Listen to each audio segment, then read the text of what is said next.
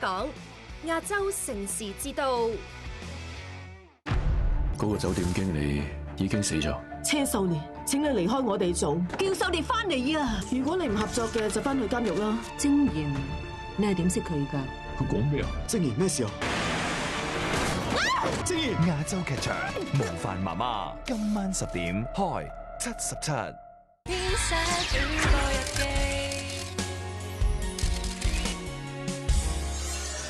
我要做主播嘅獎金獎品豐富，當中包括港幣10萬蚊現金獎，仲有由京都念慈菴監製 NJ Health AKK 益腸後生元送出獎品，價值港幣10萬元。咁 Hello 大家好啦，咁我叫阿 Key，咁我就今年25歲嘅，咁我畢業於理工大學嘅建築學系啦，年前就機緣巧合底下咧，就從事咗一個 freelance 嘅賽馬主持啦。睇翻資料先，阿 Key 除咗識馬之外，波都曉嘅喎，兩樣都係男人至愛，唔怪得3位男評審對你興趣咁大啦。講賽馬係非常之難嘅，我覺得。睇唔切嘅你望都望唔切啦，佢仲可以咁清楚嘅，可唔可以示範少少出嚟咧？主席錦標，準備。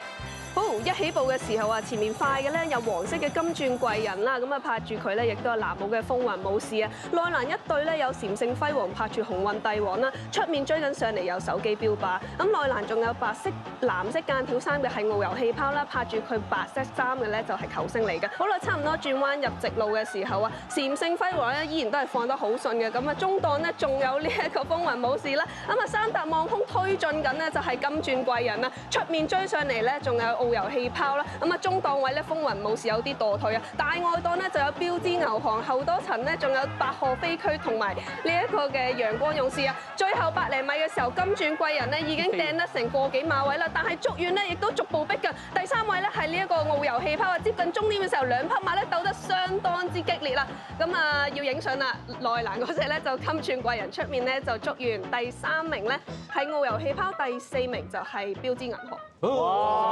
好犀利！雖然係有少少咁多嘅懶音，但係其實好有節奏感、有氣氛、有速度、有感情，同埋最緊要咧係夠投入。